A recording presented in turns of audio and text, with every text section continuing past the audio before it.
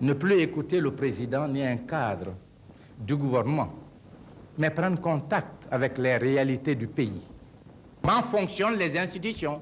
Se rendre compte si la démocratie telle qu'elle est décrite ici est vraie ou fausse. Je serais heureux que celui qui ne m'aime pas soit le premier à venir se rendre compte de cette réalité.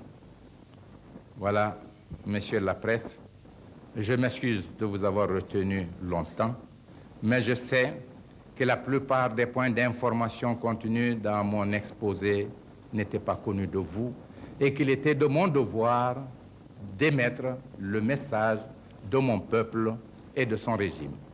Maintenant, nous sommes à votre disposition pour répondre à toute question, et je dis bien à toute question de votre convenance.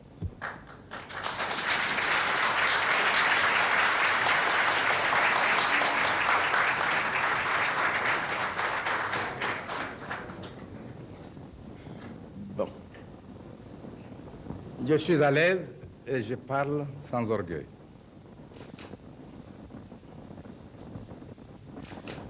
En août 1960, le Congo, qui venait en juin, 30 juin, de proclamer son indépendance, connaissait déjà une profonde crise. Mon frère et ami, Patrice Lumumba, vint à Conakry. Il m'exposa ses difficultés et me demanda une forme d'aide qui consistait à inviter tous les gouvernements des pays indépendants d'Afrique à coordonner une action de soutien pour préserver l'indépendance du Congo. Ensemble, nous lançons donc un appel. Des femmes françaises et du sort de leur mari. Alors, je veux savoir, nous savons que vous avez reçu hier soir à Paris.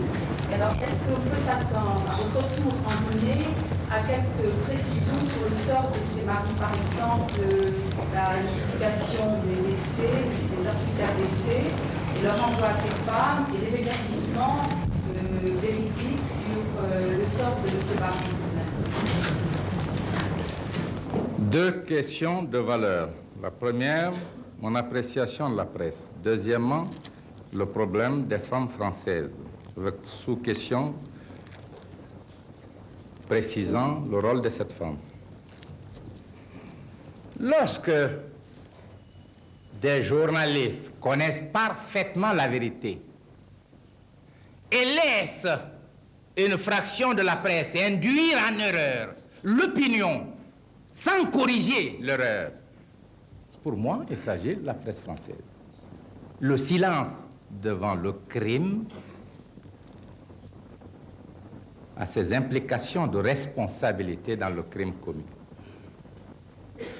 Pas plus tard que l'autre jour, la presse française vient, un journaliste vient en Guinée, dimanche, me dit, je voudrais vous soumettre à une interview si vous voulez bien, mais excusez-moi, je dois quitter immédiatement Conakry. Je lui fais un peu de boutade. J'ai dit, vous êtes des dictateurs. Vous débarquez alors que j'ai des chefs d'État autour de moi. Vous dites, il faut l'interview tout de suite et vous devez prendre à telle heure votre avion. Je me mets au garde à vous. J'ai dit, j'obéirai. Bon, je lui donne l'interview. Et son programme a été respecté. Et voilà donc la télévision française qui, pour préparer mon arrivée, diffuse cette interview. Mais cette même télévision française, alors que je suis l'invité du président de la République française,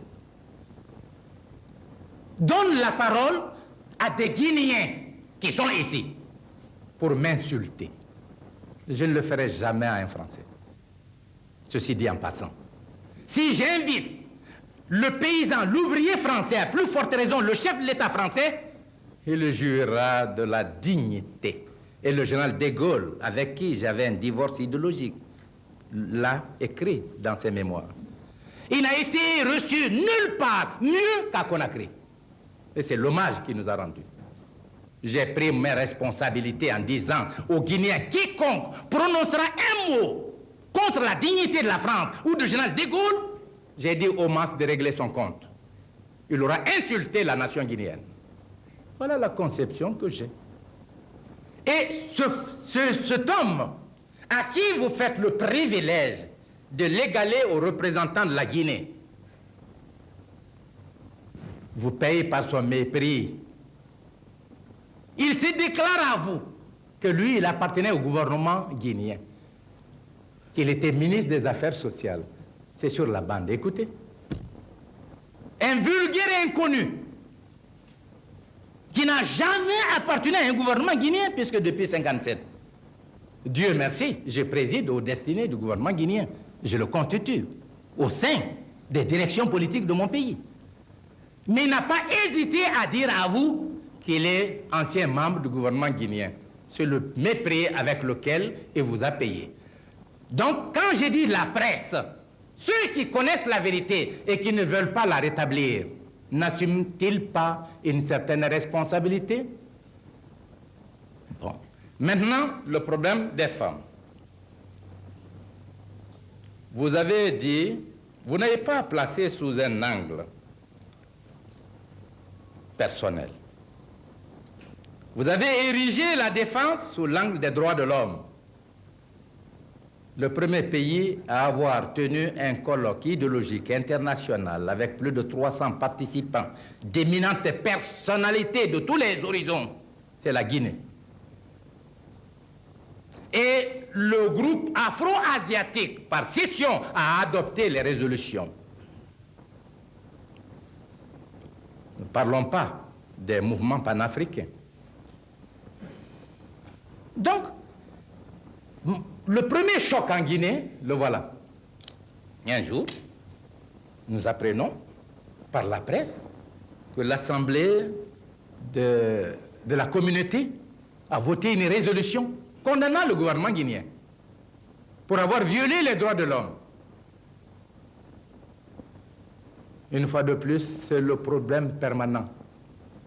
Je voudrais que cette Assemblée condamne un jour la France ou la Grande-Bretagne ou l'Allemagne pour des problèmes concernant 2 ou 3 personnes ici qui ont été jugées, condamnées par les juridictions d'ici. Je crois que la communauté ne le fera pas. Non, on le fait parce que nous sommes ce que nous sommes. Deuxièmement, ces femmes, à partir de la presse, laissent croire qu'elles sont victimes. Elles sont victimes de quoi? Je voudrais le savoir. Est-ce que leurs maris ont été poursuivis pour délit de presse, pour activité politique? Je voudrais le savoir. Où sont-ils impliqués dans le complot dont la Guinée a été victime? Je voudrais le savoir. Je viens de vous dire que tous ceux-là n'ont été poursuivis que pour complot. Et parmi l'une des femmes, elle se réclame d'un mari. Je vous apprends un secret. Voilà Madame Touré. Elle est là. C'est son oncle. Il s'agit de son oncle, du frère de sa maman. J'ai des parents dans les comploteurs. Chacun d'eux a des parents. Lui, il a des parents. C'est un événement extraordinaire qu'a vécu notre peuple. J'aurais préféré, je vous l'ai dit tout à l'heure, la lutte des idées. C'est l'âme chère. Personne n'a le monopole de la vérité. Et la contradiction politique est une essence de dynamisation de la vie dans un pays. Mais pas la trahison. Pas se faire vendre au régime étranger, percevoir des sommes, prendre les armes contre son propre peuple. Ça, c'est l'indignité, la forfaiture. J'en parle toujours avec peine. Que cette femme, si elle était venue à Conakry, dire « Ah, j'ai besoin d'un certificat, j'ai appris ceci et cela », elle l'aurait eu tout de suite. Elle sait comment elle est venue avec les enfants. Je vous l'ai dit tout à l'heure. Elle sait qui a payé les transports. Donc, respect de ces rapports, elle serait venue, elle aurait eu ce qu'elle demandait. Mais elles vont saisir la communauté pour traîner dans la boue la Guinée. Je ne réponds pas. Elles saisissent certains journaux pour nous traîner dans la boue. Je ne réponds pas. Et vous voyez, depuis qu'on est là, à toute interview, on parle de cela. C'est cela qui fait le rapport entre l'Afrique, entre la Guinée et la France. Ne me donnez pas cette impression. Ma volonté est ardente, mon esprit est sain. Nous avons fait beaucoup d'efforts pour tourner la page, car c'est nous qui avons été victimes. Ce n'est pas vous, c'est nous. Et nous voulons consciemment tourner cette page. Ne pas retenir tout ce qui a été dit de nous ou fait contre nous. Parce qu'il y a eu un changement. Deuxièmement, parce que nous sommes tous conscients des circonstances que nous vivons et des grands problèmes que nous avons à résoudre dans l'intérêt de nos peuples. Je répète donc, le ministère des Affaires étrangères a déjà écrit au ministère des Affaires étrangères de France, informant le gouvernement du sort réservé à ceux qu'on appelle les 8 Français qui pour nous sont tous des Guinéens. Ils ont été condamnés, ils ont été exécutés. Après, on veut encore en savoir long. Qu'est-ce que vous voulez qu'on dise? Pour une Française, c'est de savoir si mon mari vit ou ne vit pas. Parce que la législation française ne peut pas la considérer veuve, la libérer ou lui donner quelques pensions si le certificat n'est pas établi. Mais le gouvernement vous a déjà écrit. Qu'est-ce que vous voulez maintenant savoir? Qu'est-ce que vous voulez? À moi de poser la question.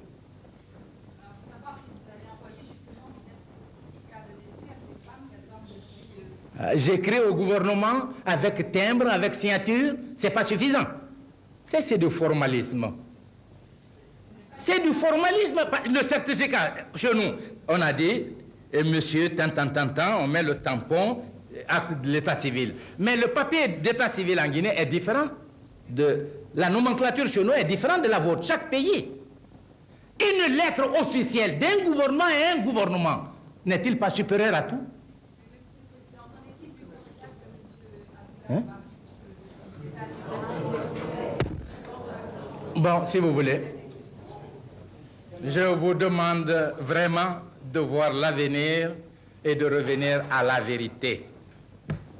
On ne peut pas construire l'avenir en s'enfermant dans la confusion. Et nous, qui parlons de révolution et de progrès, disons, le premier ennemi d'une révolution, c'est la confusion. J'ai un thème là-dessus.